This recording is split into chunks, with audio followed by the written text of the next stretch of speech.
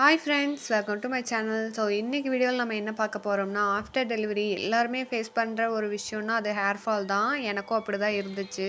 இப்படி ஷார்ட்டாக லீனாக ரொம்பவே முடி போயிடுச்சு. அதுக்கப்புறமா தான் நான் இப்படி ரீக்ரோத் பண்ணி கொண்டு வந்தேன். நீங்களும் இந்த மாதிரி ட்ரை பண்ணி பாருங்கள். கண்டிப்பாக உங்களுக்குமே ரிசல்ட்டு சூப்பராக தெரியும். மார்க்கெட்டில் கிடைக்கிற ஹேர் ஆயில் விட நீங்களே வீட்டில் ப்ரிப்பேர் பண்ணி யூஸ் பண்ணிங்கன்னா இன்னுமே ஹெல்த்தியாக இருக்கும் ஹேர். ஆன்லைன்லாம் கிடைக்கிற ஹேர் ஆயில் விடவும் நம்ம இதுக்கு செலவு பண்ணுறது ரொம்ப கம்மி தான். ஏன் நான் சொல்கிறேன்னா, நானுமே இந்த மாதிரி ஆயிரக்கணக்கிலலாம் அமௌண்ட் கொடுத்து இவ்வளோ ஹேர் ஃபால் ஆகுதுன்னு சொல்லி அமௌண்ட் கொடுத்து நான் வாங்கியிருக்கேன். ஆனால் அது எந்த ஹேர் ஆயிலுமே எனக்கு ஒர்க் அவுட் ஆகலை. அதுக்கப்புறமா நானே தான் ப்ரிப்பேர் பண்ண ஸ்டார்ட் பண்ணேன். ஒரு 2 இயர்ஸாக நானே தான் இப்போ வரைக்கும் ஹேர் ஆயில் மேக் பண்ணி எங்கள் வீட்டில் இருக்க பாப்பாவுக்கு முதற்கொண்டு அதுதான் நான் யூஸ் பண்ணிகிட்ருக்கேன். முன்ன இருந்த மைண்ட் செட்லாம் ஹேர் கொட்டுறது ஸ்டாப் ஆனால் போதும், இருக்கிற முடியாச்சும் இருக்கட்டுமே அப்படிங்கிற மாதிரி தான் நான் இருந்தேன். நீங்களும் அந்த மாதிரி ஒரு சூழ்நிலையை தாண்டி தான் வந்திருப்பீங்க. ஆனால் சில பேருக்கு இன்னுமே முடி கொட்டுற பிரச்சனை இருக்குது. பாப்பாவுக்கு 3 வயசு ஆகிற வரைக்குமே எனக்கு ஹேர் ஃபால் இருந்துட்டு தான் இருந்துச்சு. அதுக்கப்புறமா நாங்கள் வீடு சேஞ்ச் பண்ணி வந்துட்டோம். புதுசாக வந்த இடத்துல எனக்கு நிறைய திங்ஸ் கிடைக்க ஆரம்பிச்சிச்சு. ஸோ அதை வச்சு நம்மளே ப்ரிப்பேர் பண்ணுவோம் அப்படிங்கிற மைண்ட் செட்டில் தான் நான் வந்தேன். நான் ஃபஸ்ட் இருந்த வீட்டில் பார்த்தீங்கன்னா எனக்கு இந்த மாதிரிலாம் கிடைக்காது. ஆனால் இப்போ இருக்க வீட்டு பக்கத்துலேயே எல்லா திங்ஸுமே எனக்கு கிடைக்குது. இப்போ நான் போட்டிருக்க எல்லா பொருளுமே உங்களுக்கு அவசியம் இருக்கணும்ன்ட்டு இல்லை. உங்களுக்கு கிடைச்ச பொருள் வச்சு நீங்கள் எண்ணெய் காசிக்கலாம். ஆனால் இதில் மெயினான ஐட்டமே செம்பருத்தி பூவும் மலை நெல்லிக்காய் சின்ன வெங்காயம் கூடயே வேப்பந்தலையும் சேர்த்துக்கோங்க. அதுவும் ஈஸியாக கிடைக்கும். அது இல்லாமல் இந்த பொடுகு பிரச்சனைக்கெல்லாம் வேப்பந்தலை தான் நல்லா வேலை பார்க்கும். கத்தாழை யூஸ் பண்ணுறோம், சளி பிடிச்சிரும் அப்படிலாம் பயப்படாதீங்க.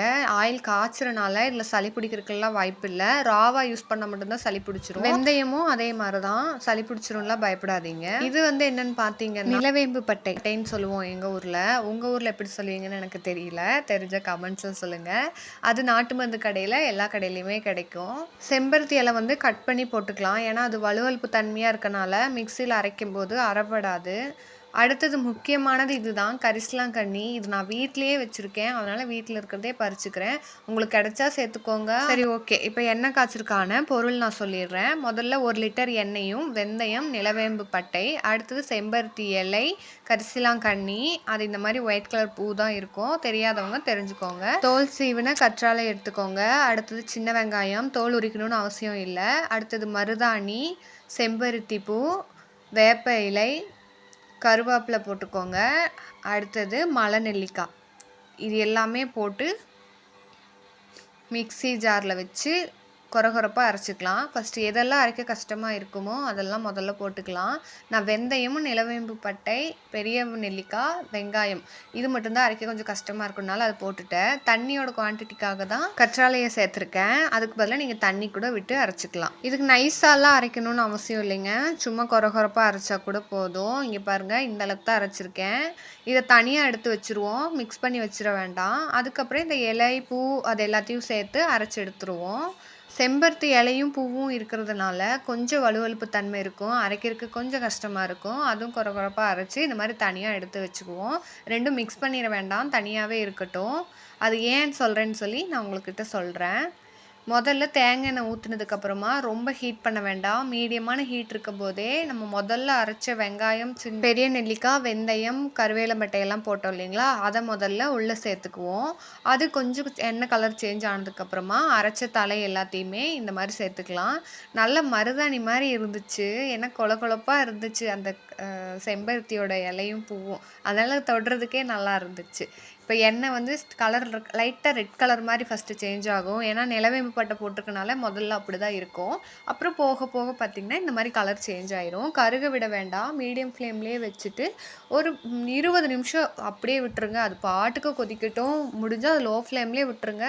கருகாமல் அதில் உள்ள ஜூஸஸ் எல்லாமே வெளியே வந்துடும்.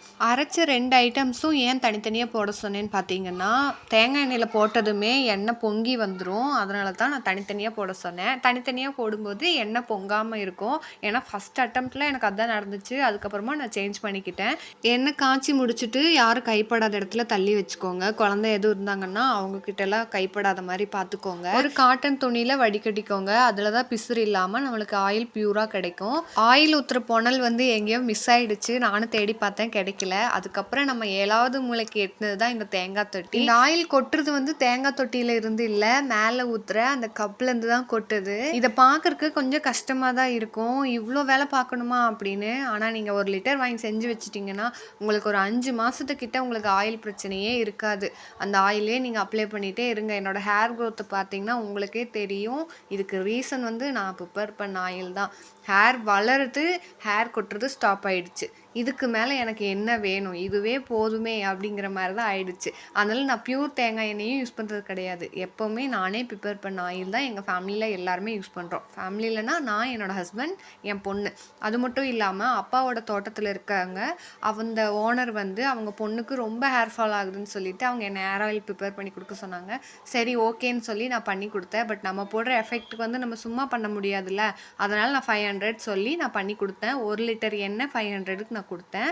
ஃபர்ஸ்ட்டு யூஸ் பண்ணி 1 மந்த்துக்கு வந்து ஹேர் ஃபால் இருக்கிற மாரியே தாங்க இருக்கும். 3 மந்த்ஸ்க்கு அப்புறமா தான் நம்மளுக்கு நல்லாவே டிஃப்ரென்ஸ் தெரியும். எனக்குமே அப்படிதான் இருந்துச்சு.